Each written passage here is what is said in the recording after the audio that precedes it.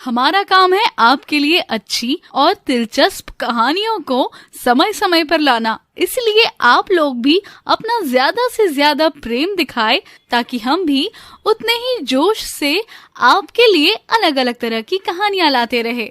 अब देखिए हमारी बिल्कुल नई कहानी बिन बियाई नागिन माँ की। जौनपुर जिले में एक छोटा सा गांव था जो बिना बियाई माँ के गांव के नाम से बहुत प्रसिद्ध था। अक्सर लोग उस गांव में आने से बचते थे या सबको लगता था कि गांव को कोई ऐसा अभिशाप लगा है जिससे गांव में एक औरत के बिना शादी के माँ बनने की वजह से अब गांव अपवित्र हो गया है। पर उस अपवित्र गांव के पीछे एक पुरानी घटना थी। कुछ बरसों पहले उस गांव में रोहन और रोहन की माँ रेखा उसके ननिहाल रहने आए थे। रेखा की माँ की तबीयत बहुत बिगड़ी हुई थी, इसलिए वो अपनी माँ के साथ अपनी नानी के पास रहने आ गया था। जा रोहन, एक बार बाहर जाके गांव का चक्कर लगा आ, ताकि कभी किसी चीज की जरूरत हो तो तुझे आइडिया लग जाए कि कौन सी जगह कहाँ है। हाँ माँ, ये तो एकदम ठीक बात है। मैं अभी पूरे गांव का चक्कर लगा आता हूँ। और रोहन पैदल ही गांव में घूमने निकलता है। घूमते घूमते वो अपने घर से बहुत दूर निकल आता है। भाई कुछ भी कहो, गांव की बात ही कुछ और है। कितनी ताजी हवा है यहाँ पर, कितना शांत है सब कुछ। तभी चलते हुए रोहन एक झोपड़ी के पास से गुजर रहा था। रोहन का जमीन पर बिल्कुल ध्यान नहीं था और उसका पाँव गोबर में पड़ गया। रोहन एकदम शहरी बाबू था। पाँव में गोबर लगने से वो बौखला उठा। ओह गॉड, इसलिए मैं गांव में नहीं आता। कितनी गंदगी है यहाँ पर। छी, मेरे सारे जूते खराब हो गए। अब मैं क्या करूं?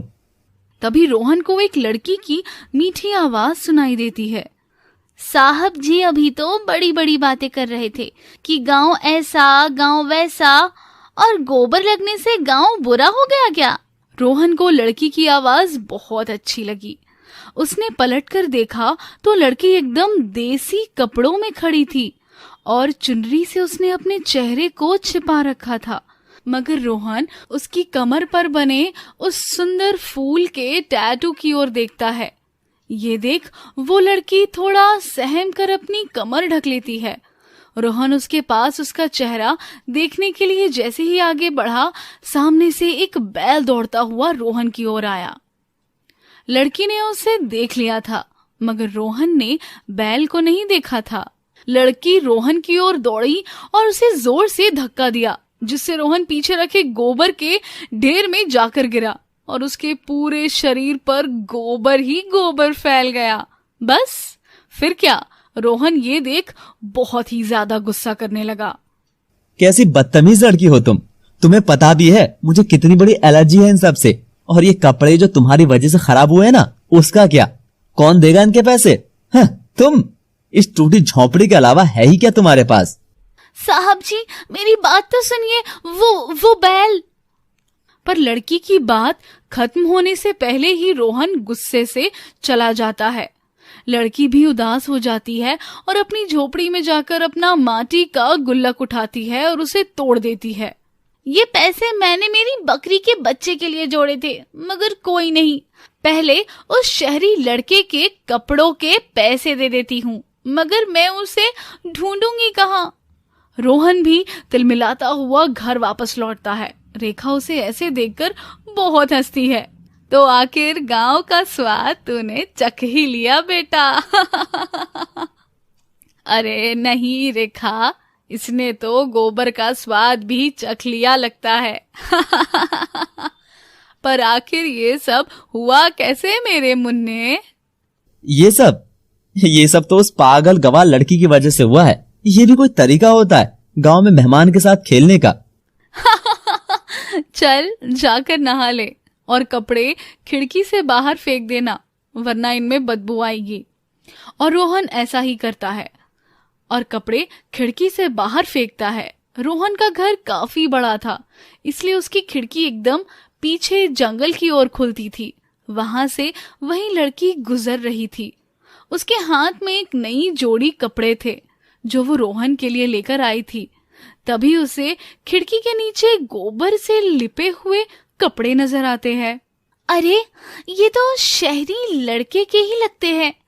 मैं बिना किसी को पता लगे इन्हें बदल देती हूँ। और लड़की रोहन के कपड़े उठाकर वहां चुपचाप साफ कपड़े रख देती है और चली जाती है। कुछ देर बाद रोहन जब नहा कर आता तो उसकी नजर खिड़की के नीचे रखे उन साफ कपड़ों की ओर पड़ती है। ये देख रोहन चौंक जाता है। अरे, ये इतने अच्छे कपड़े यहाँ कौन रख गया? और मेरे गंदे कपड़े कहाँ हैं? लगता है गांव वाले इतने भी बुरे नहीं हैं। शाम को रोहन की माँ रोहन को बाजार से नानी की दवाई लाने भेजती है। कल पैदल गया था तो गोबर में गिर गया था। अगर आज पैदल जाऊंगा तो जरूर कुएं में गिर जाऊंगा। ना बाबा ना, मुझे कोई रिस्क नहीं लेना। और इस बार रोहन अपनी गाड़ी लेकर जाता है। रोहन गाड़ी चला रहा होता है कि तभी सामने से वही लड़की अपनी साइकिल चला रही होती है और आकर रोहन की गाड़ी से टकरा जाती है और नीचे गिर जाती है। रोहन फिर से गुस्सा होकर बाहर निकलता है और गुस्से से उस लड़की का हाथ पकड़कर उसे उठाता है। पागल हो क्या तुम? अभी अगर तुम गाड़ी के नीचे आ जाती तो मर भी सकती थी। मुझे माफ कर दो साहब जी, अचानक से पता नहीं मैं कैसे टकरा गई। ये आवाज, ये तो कल वाली लड़की की आवाज है। तभी रोहन की नजर लड़की के टैटू पर पड़ती है।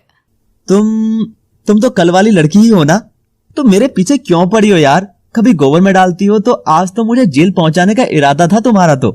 तभी रोहन देखता है कि टक्कर लगने से रोहन की गाड़ी को नुकसान होता है। ये क्या? अब ये नुकसान और? मेरा पीछा छोड़ दो लड़की प्लीज, वरना।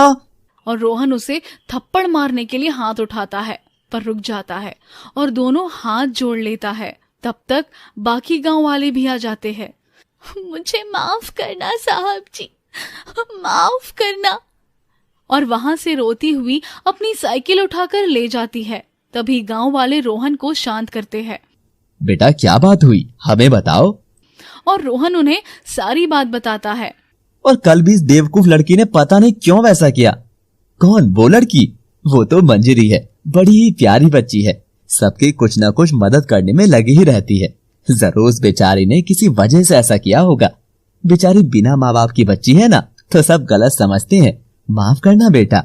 रोहन को उनकी बात सुनकर मंजरी के लिए दया आ गई और रोहन दवाई लेकर घर लौट जाता है। लौटते हुए रात हो जाती है। रोहन देखता है कि उसकी माँ घर पर नहीं थी। नानी माँ कहाँ गई हैं? वो भी इतनी रात को? पता नहीं बेटा, आती ही होगी। तू तब तक कमरे में आराम कर ले। और रोहन अपने कमरे में चला जाता है और खिड़की के पास खड़ा हो जाता है। तभी उसे जंगल के अंदर से कोई आता हुआ दिखाई देता है। रोहन और जोर लगाकर देखता है तो वो उसकी अपनी माँ ही होती है। माँ? ये तो माँ है, पर ये इतनी रात को जंगल के अंदर अकेले क्या करने गई थी? रोहन की माँ एक काली शॉल ओढ़े सबसे छिपकर वापस आ ही रही थी कि तभी वो दरवाजे पर रोहन को खड़ा देख सहम गई। रोहन बेटा, तू आ गया वापस? आप जंगल में क्या करने गई थी माँ? वो मैंने माँ के लिए मन्नत मांगी थी तो जंगल में एक पुराना मंदिर है, वहीं गई थी। ठीक है माँ, मैं थक गया हूँ, सोने जाता हूँ। और रोहन बिना खाना खाए ही कमरे में आ जाता है और बिस्तर पर लेटकर मंजरी के बारे में सोचने लगता है। मैं भी कितना पागल हूँ, ऐसी बात के लिए उस बेचारी लड़की को इतना सुना दिया था। कितनी तो प्यारी थी वो, उसकी मीठी आवाज, उसकी कमर का वो टैटू। रोहन आंख बंद कर मंजरी को याद करने लगता है। तभी रोहन को खिड़की के बाहर खड़ी उसकी गाड़ी के पास किसी लड़की की काली परछाई आती है और गाड़ी के सामने खड़ी हो जाती है। वो परछाई देखते ही देखते नागिन रूप में बदल जाती है और अपनी आंखों से गाड़ी पर लाल रोशनी फेंकती है, जिससे गाड़ी के निशान ठीक होने लगते हैं। तभी नागिन उछलकर गाड़ी के ऊपर बैठ जाती है, मगर जैसे ही वो गाड़ी को छूती है गाड़ी का अलार्म बज जाता है और रोहन की आंख खुल जाती है। अरे, इतनी रात को मेरी गाड़ी के पास कौन है? नागिन अलार्म की आवाज सुनकर डर जाती है। रोहन भी बाहर आकर देखता है तो वहां कोई नहीं था, ना ही उसे वो नागिन दिखाई देती है। तभी रोहन गाड़ी खोलकर अंदर चेक करता है और रोहन जैसे ही गाड़ी का गेट खोलता है उसके पांव डर से कांपने लग जाते हैं। ये क्या है? रोहन देखता है कि उसकी गाड़ी के फ्रंट सीट पर एक बहुत विशाल काली नागिन अपना फन फैलाकर बैठी हुई थी। ये देख रोहन बेहोश हो जाता है। अब देखिए आगे की कहानी में कि आखिर उस गांव की गोरी और शहरी बाबू के बीच प्यार का फूल कैसे खिलेगा और आखिर ये काली नागिन रोहन की जिंदगी में क्या करने आई है। कहानी के सारे दिलचस्प भाग लगातार देखने के लिए लगातार जुड़े रहे बिन बियाई नागिन माँ की कहानी के साथ।